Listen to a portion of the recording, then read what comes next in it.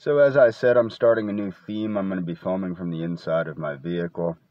Now, it's funny, Adonis Paul thinks I have a quote, pedo wagon, or a pedo van.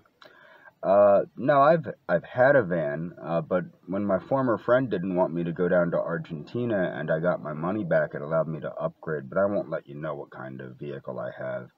It might shock you. I'll just put it this way. It has an all-leather interior. Probably nicer than your trucks, buddy. But the point is I want to point some things out. So, because of the ridiculousness of our friends that like to perform cyber harassment, I will be doing the videos that deal with them from Rumble and Instagram.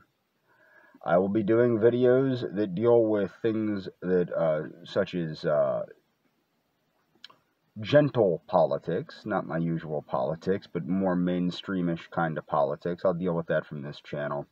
And I'll also be dealing with what do you call it, my book reviews and things like that.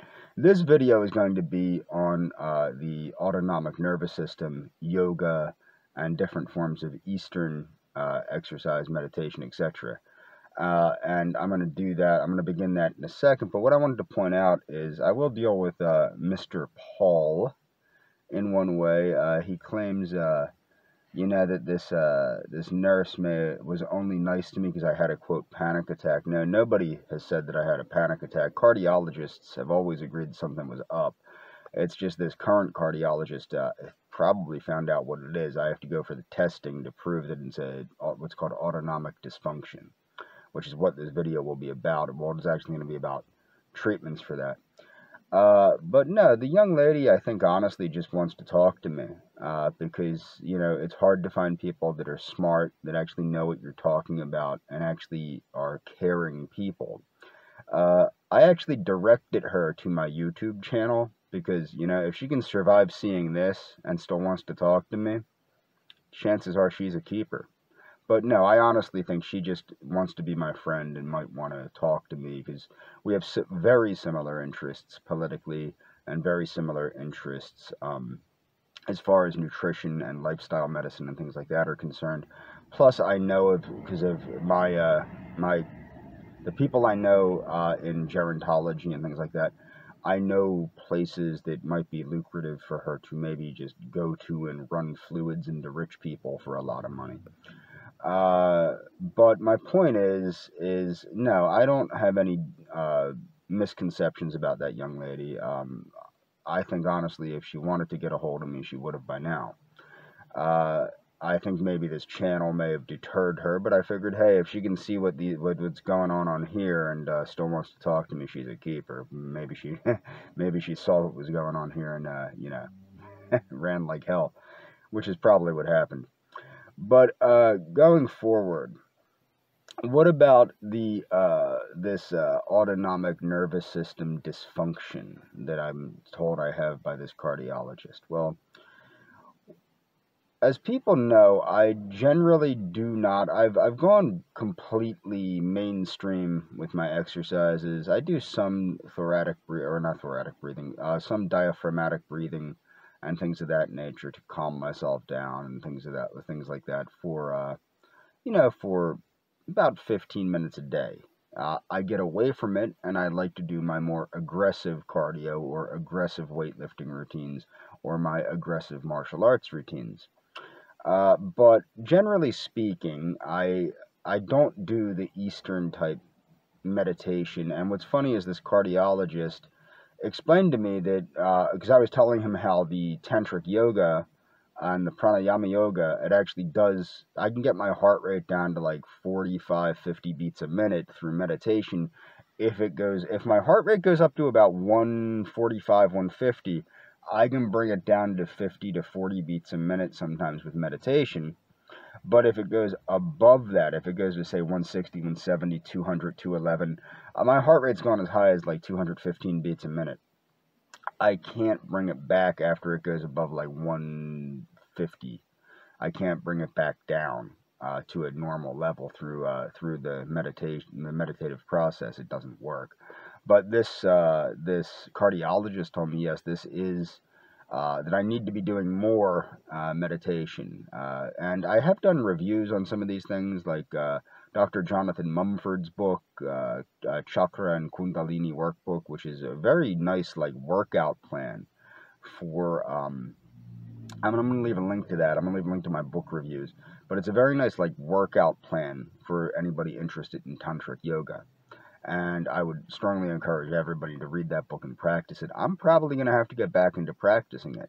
But what I have is actually somewhat debilitating in the sense that it can become overpowering to the point where I get disoriented and things of that nature.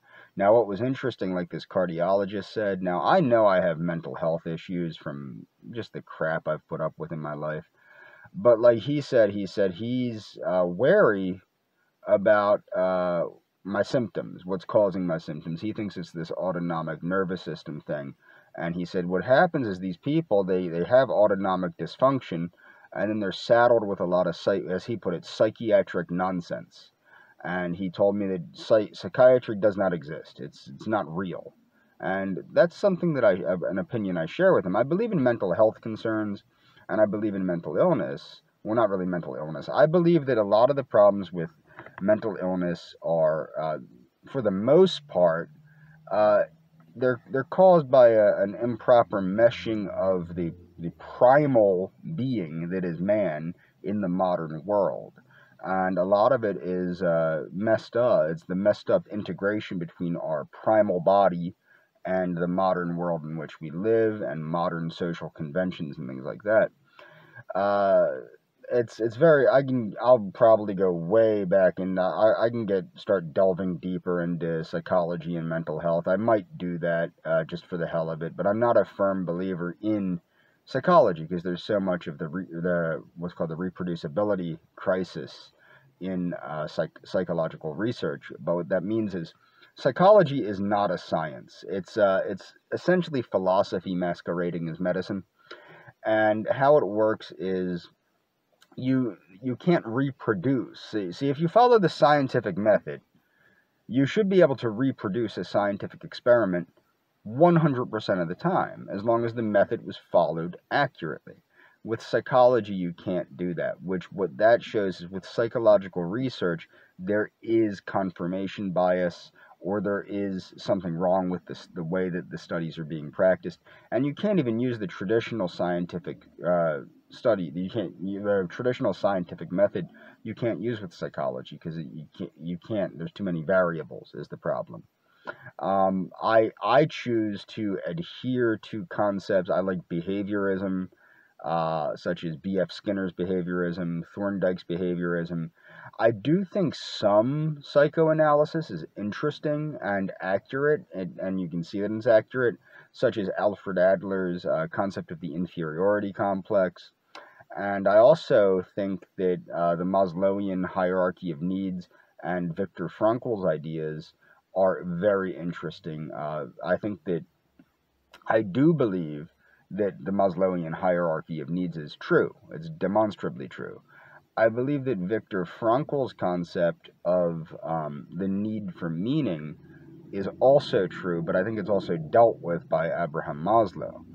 So that's why I'm not, I think that the Maslowian school is the only school.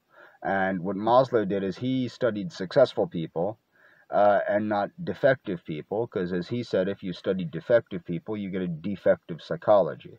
And he didn't think that that was where psychology should be going. But yeah, the sense is that with this autonomic dysfunction is I need to calm my autonomic nervous system. It's kind of off kilter. It's for no reason it will go out of whack. It's not, the thing is, there's no rhyme or reason to why it happens, and that's why this guy wants to do this test on me. For example, I can exercise as much as I want and I'm fine, but sitting down can cause me a problem sometimes. Not all the time, sometimes. So it's not, I'm not upset. Like with a cardiac issue, you can be, like, for example, or a panic attack or something, you would tend to be upset or uneasy about something, emotionally uneasy or something like that. not the case with whatever this is. And that's where he started stating that it was autonomic dysfunction. He wants me to do as much meditation as possible. So I'm starting to redo the concepts visited in Dr. Mumford's book, Chakra and Kundalini Workbook, as well as certain exercises in Tong Sudo and Akito. Akito, there's a lot of obviously Zen or Chan meditation, and I'm going to get back into that for my own well-being. It does work it works for the heart, but more importantly, it works for the autonomic nervous system, and I have to get myself back back to everything working. Now, this guy does say there is medication for it. I'm going to see if I'm willing to do that. I did decide to go on a different beta blocker that this guy prescribed me. And I hope that this beta blocker is, I hope that it works. I hope that he says it's going to be better than the previous beta blocker because it works a little bit more for the autonomic nervous system more than just the, more than just the heart. So I'll see what's what with that. But the thing with the autonomic dysfunction is that might explain everything from the breathing issues to the heart rate, the ridiculous heart rate, to the wacky blood pressures that don't make sense.